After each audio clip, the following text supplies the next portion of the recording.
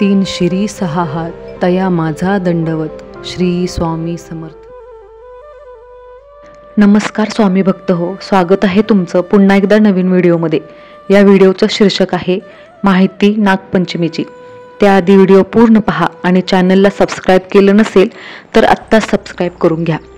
चला व्हिडिओला सुरुवात करू। नागपंचमी हा हिंदू धर्मातील एक अत्यंत पवित्र आणि श्रद्धेचा सण आहे।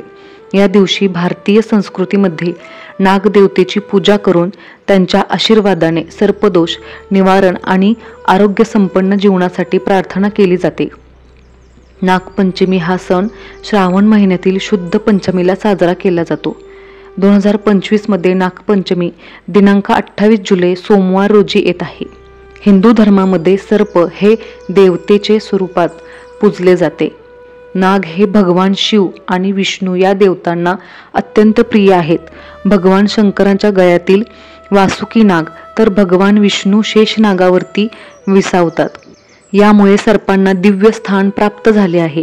श्रावण महिना हा शिवपूजेसाठी महत्त्वाचा मानला जातो आणि नागपंचमीला सर्पाची पूजा करून शिव आणि विष्णू दोघांच्याही कृपा आशीर्वादास प्राप्त होता येते।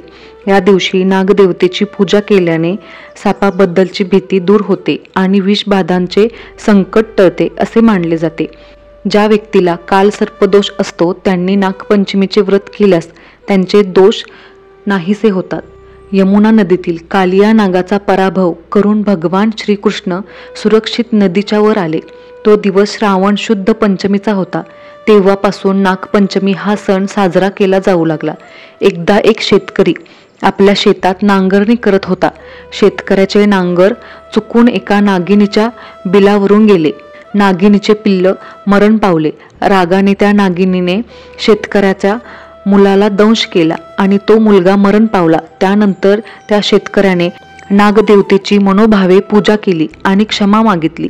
तेव्हा त्या नागिनीचा कोप शांत झाला आणि शेतकऱ्याचा मुलगा परत जिवंत झाला। नागपंचमी हा सण श्रावण महिन्यातील शुक्ल पक्षाच्या पंचमी या तिथीला येतो। बहुतेक स्त्रिया या दिवशी उपवास करतात। घरामध्ये नागदेवतेचा फोटो लावून त्याची पूजा केली जाते। नागदेवतेला हळदी कुंकू लावले जाते। काही ठिकाणी वारुळाची पूजा केली जाते। तसेच मंदिरात देखील पूजा केली जाते। नागदेवतेला धूप दीप लावून पूजा केली जाते आणि दूध आणि लाह्यांचा नैवेद्य दिला जातो। नागपंचमीच्या दिवशी झोका खेळण्याची प्रथा आहे। सर्व महिला एकत्र येऊन झोका खेळतात। नागपंचमीच्या दिवशी जमिनीची नांगरणी करू नये।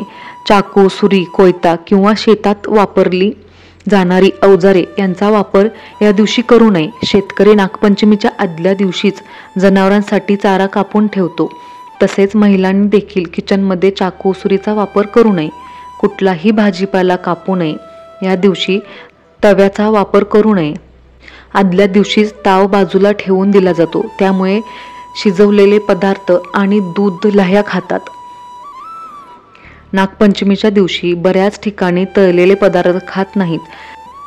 सर्पांना दूध पाजणे टाळावे, हे परिवारांच्या दृष्टीने हानिकारक आहे। श्री स्वामी समर्थ। व्हिडिओ आवडल्यास लाईक शेअर सबस्क्राईब करा। कमेंट करायला विसरू नका। धन्यवाद।